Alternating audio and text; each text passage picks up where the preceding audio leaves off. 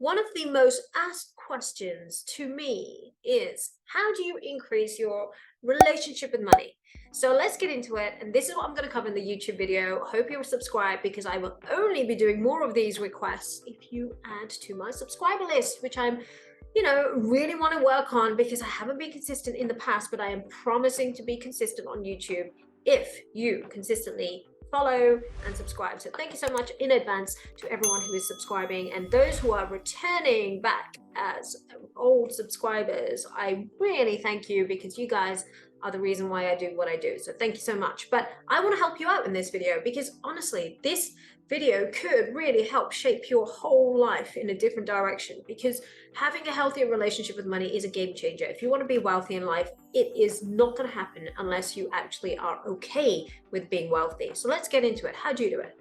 Okay, so number one, you first of all have to look back into your childhood, and you need to have a notepad. So I'm a notepad queen. I'm obsessed. I've got like hundreds and hundreds of notepads. You just need anything, but I need you to start journaling. So if you're someone who hasn't ever put pen to paper yet, this is part of the problem. You need to put pen to paper. Don't do this on your phone. Like a lot of people are digital and they just want to like constantly type things into notes. That's not going to work. The reason why pen to paper works so much is because it actually affects the way your brain neural pathways are reacting to the topic. So it creates like a subconscious imprint. And that's what we're after, because the first task you have to do is look at your childhood, look at how you grew up, and put in there the key factors. Who are the key people when you were growing up? Did you have both mom and dad? So many people don't. So, it's very relevant. But if you haven't got a father figure or a mother figure, then that is also relevant. Number two, you've got to ask yourself, who else was a key player in my life? Did you have a prominent uncle, aunt, grandfather, grandmother? Did you have a religious leader? Did you have a community leader? Did you have a really powerful teacher that really, made an impression? All of these things matter. So from the age of zero, well, we don't remember zero, but as young as you can get to around 8, 9. And then we have to go from about 8 or 9 till about 15 or 16, let's say 15. And we're going to go in 3 phases, from as young as you can get to 8 or 9 years old. So I kind of leave that area a bit gray. And then from that 9, 10-year-old phase to all the way till 15. And the reason why we have the 2 areas is the first phase of your life, you have no control over your choices. From 0 to 8, the reason why I'm using this age group is you have no control. You're effectively brainwashed at this age to just believe whatever's thrown at you. You have no choice of your skin color, the community, the country, schools, everything is just happening to you because someone is putting you in that position. And that is a very formative belief system. Like, those beliefs stay with you. And if you had any trauma, and you've got to ask yourself, what did these key players that I've asked you to identify, what did they think about money? For example, if you were like me and you grew up with a father who said rich people are crooks, you're going to believe that subconsciously in your mind for the rest of your life unless you really work on it. And trust me, I really had to work on it, because I actually felt guilty or felt bad or a horrible person for being wealthy in my 20s, because I thought surely that categorizes me as a crook, so I kind of, it really affected me. And this is stuff I grew up hearing without even questioning it when I was 0 to 8. Okay, so do all of that work. So I'm going to skip through this. I'm not going through the detail because otherwise I would be here for hours. And trust me, if you want the detail, that's what I do in my Fast Track Millionaire Mindset program. And the link for that is below on this video. But I want to help you, and you can do this if you really pay attention to this video and use your pen and your paper and you get to work. So you've got to write down all the experiences that you remember that were prominent or around money in particular. What did you have a mother that was working, or did you not have any examples of working women? I didn't have that. And see, I had all the men in my life were the breadwinners. The mothers and the women I saw growing up in the 0 to 8 phase were all just housewives, So for me as a female, making money initially felt like bad. In a relationship, it didn't feel right, so these things will still haunt you. Even though you're an adult one day, you will still get haunted by what happened between 0 to 8. So everything matters. Write down the key players and what their relationship with money was like, what they said about money. Did they have money? Did they make money? All of these things you need to write down. Be objective and just look at it, and you'll see things coming together and where your belief systems came from. That's key.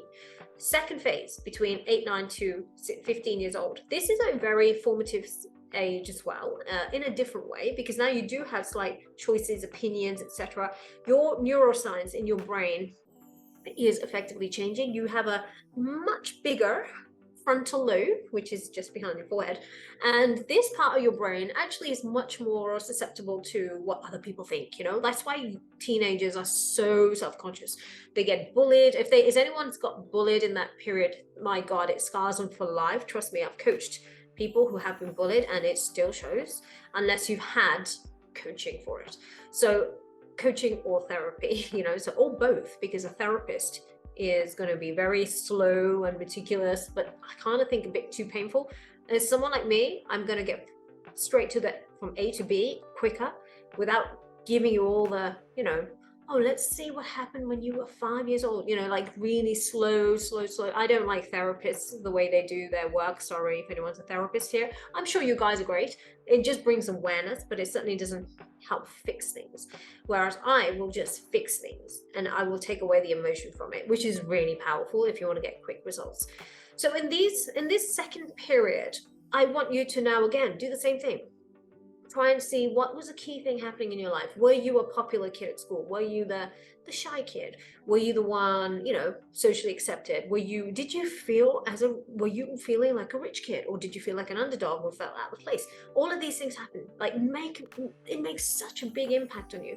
And even, were you bullied? Were you, all of these things, like I said, were you socially accepted, etc.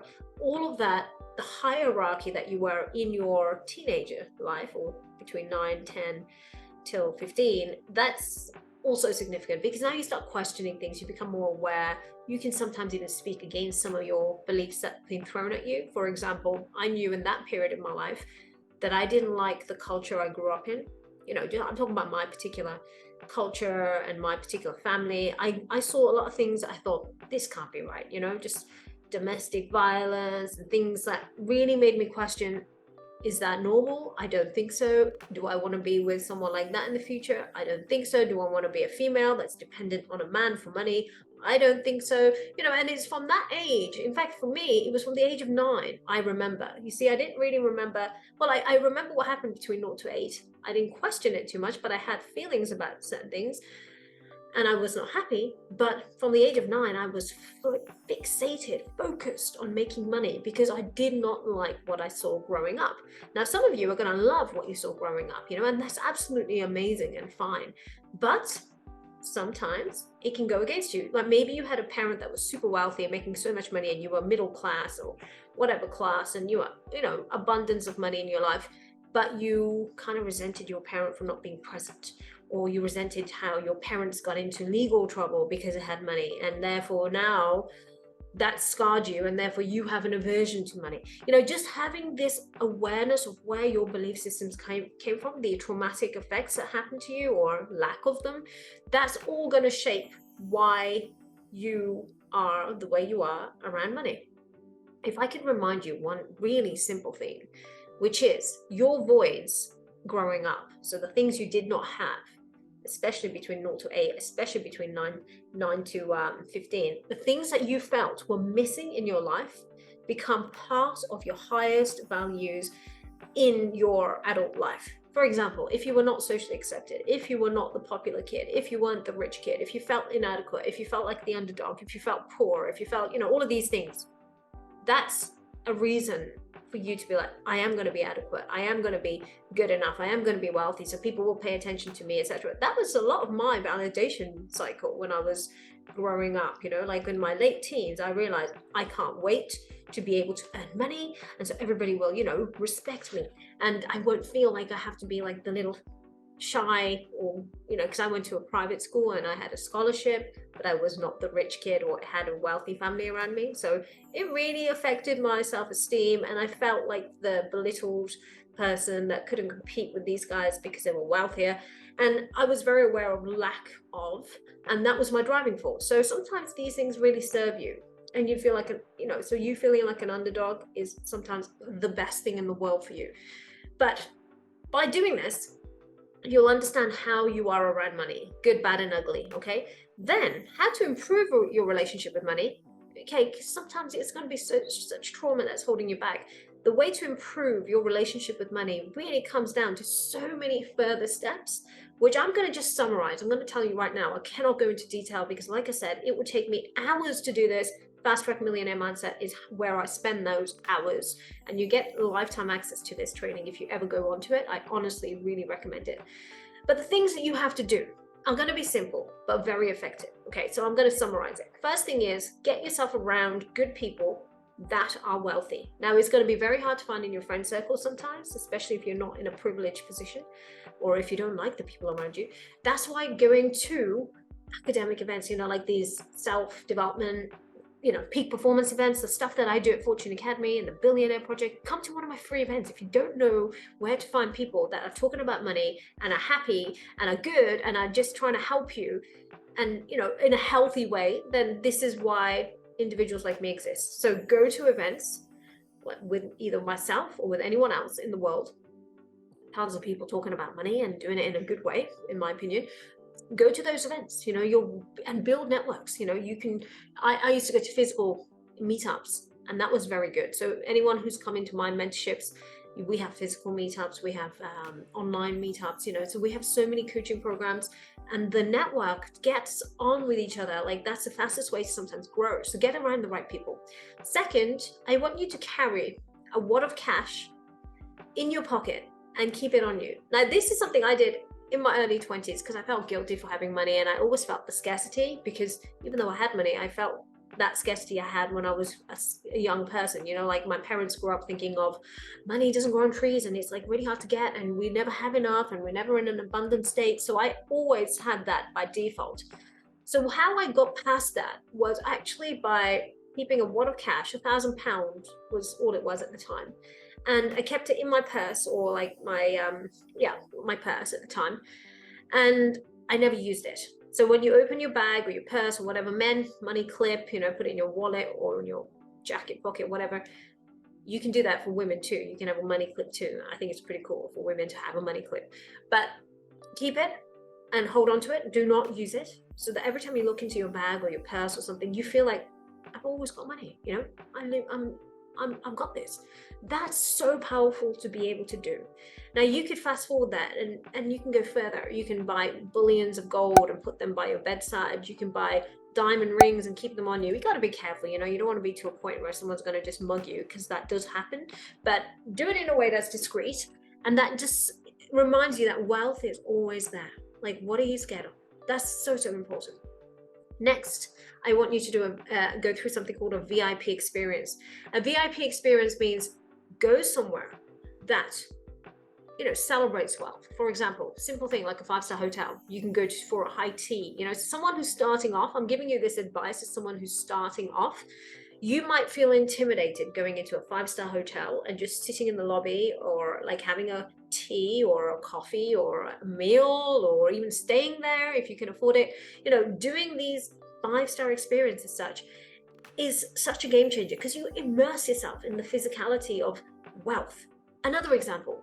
For example, one of my dream cars when I was growing up was an Aston Martin DB9. I always thought it was like, oh my God, it's like the ultimate thing in life. Wow, like, I'm so intimidated by this thing. And I remember in my early 20s going to the Aston Martin garage, going to sit in the car, go for a test drive, and that physical experience makes everything real. Your neuroscience then accepts, like, wow, you just did that. It is a reality, and so that's what I'm saying when I say VIP experience. Do whatever it is that you technically feel intimidated by right now, but I want you to go there and do it anyway. And you don't have to take action at the time, but it will then plant the seed in your brain of how it is possible. Human beings require examples for us to see it is in our realms of possibility. For example, the first 4-minute mile, before that happened, nobody thought it was even humanly possible. Like, it was a belief system, a really strong belief that if you ran a mile under 4 minutes or 4 minutes or less, you would die, your heart would explode, and it was like ridiculous. But then when someone did it, don't ask me the name, I've forgotten the name and I've forgotten the year, but in a nutshell, you can Google this, like, who was the first 4-minute mile? And after that, there was tons of people that just did the 4-minute mile. Like, it suddenly became so easy, because human beings require you see it and then you believe it. That's what I'm saying about the VIP experience. See it and then believe it. So do these things and do it on a regular basis. The more regular you go to a VIP place and surround yourself with immense wealth and you feel no intimidation, that is when you are going to plant the seed of wealth in you, because you know that this is my place too. Like, I can have it if I want.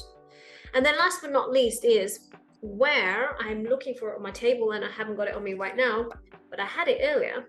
It's always on my wrist sometimes, is an elastic band. Now, this elastic band is super important because we're going to have a lot of negative self-talk, such as, I'm not good enough. I don't deserve to be here. I'm not, I'm not intelligent enough. I'm not wealthy enough.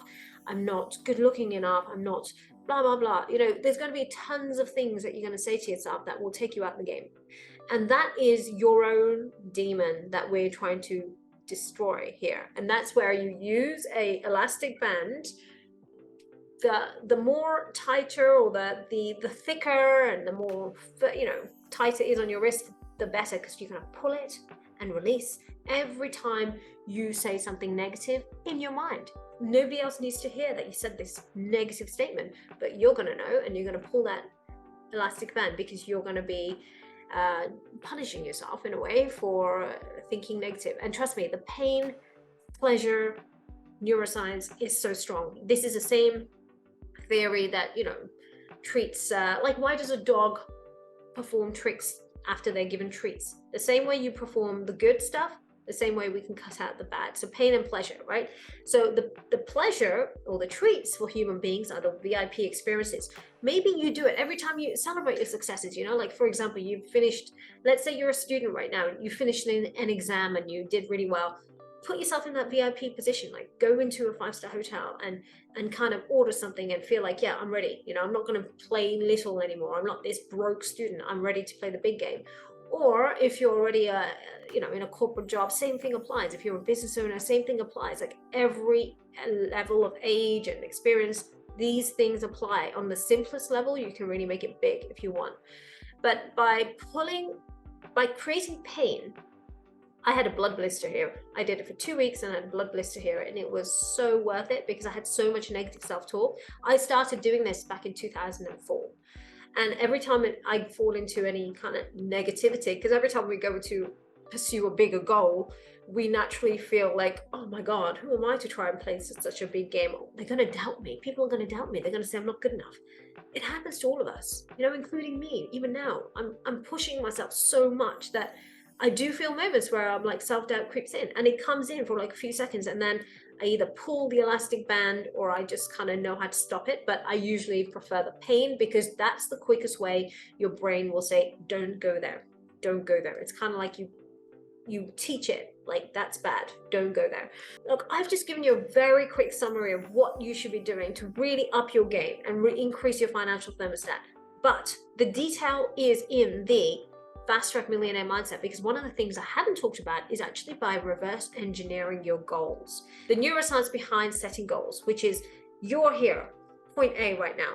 It doesn't matter where you're in, what position you're in life, or background you've had. That's what I call position A in your life, and you want to be in point B, right?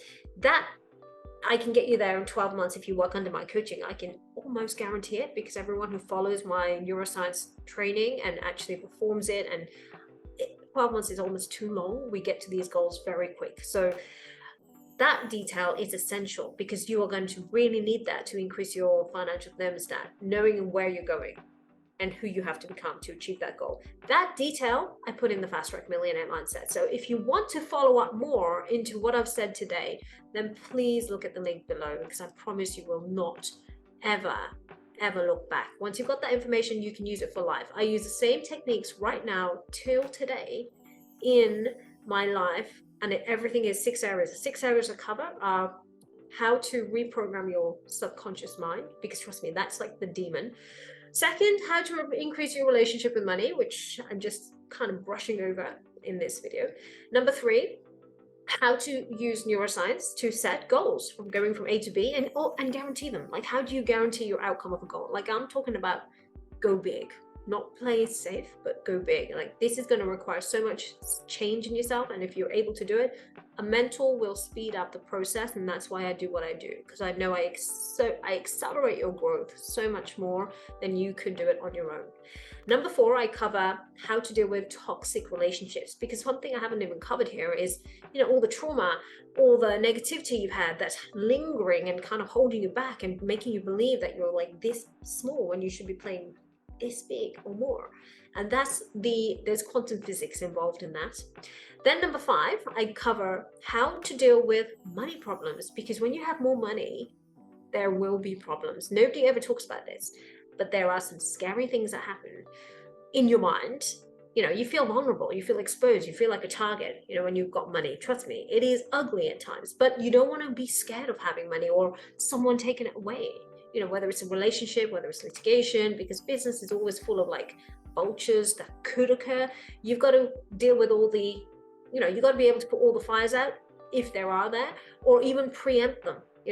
Business is not about reacting, it's about making sure you're in a position that you don't have to be reactive, but being proactive. And that's what I talk about in number 5 out of the 6 things. And number 6, I talk about peak performance routines, which is how to have a morning routine. What's your night routine? How do you eat, sleep? All the stuff that you eat, drink, sleep, exercise, all of the things that help me manage stress and stop me from going completely insane. Because if you're a high achiever, you're someone who will constantly push at that comfort zone, and it will make you very uncomfortable. On a psychological level, it's very stressful. So I do not want you to underestimate that this is part of being successful and wealthy. And I put all 6 of these areas into Fast Track Millionaire Mindset, and that's why I love it so much. So when you do all of those 6 areas, when you perform them on a regular basis, and these become your habits, then you are guaranteed to be a wealthier person every year, guaranteed. Like, that's one thing I'm very confident about. So there you go. That's how you improve your relationship with money. I hope you've taken some notes. I hope you can put it into action.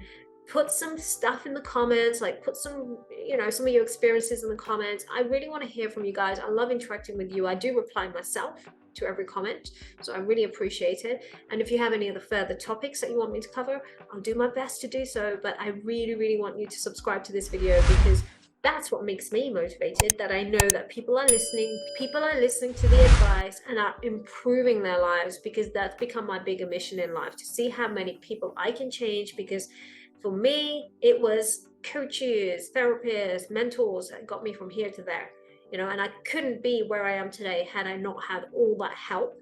And the biggest gift you can give to people is exactly what I'm doing for you guys, helping someone who I've probably never met or maybe will never meet. But that's what it's all about. I just want to have that ripple effect with you guys. So pass it on, guys. If you're watching this and you've learned something and it's helped you, I want you to pass it on to someone else, because that's what it's all about. That's how you make greater change in everybody's life. So thank you guys once again for watching. I hope you enjoyed it, and I'll see you in the next video.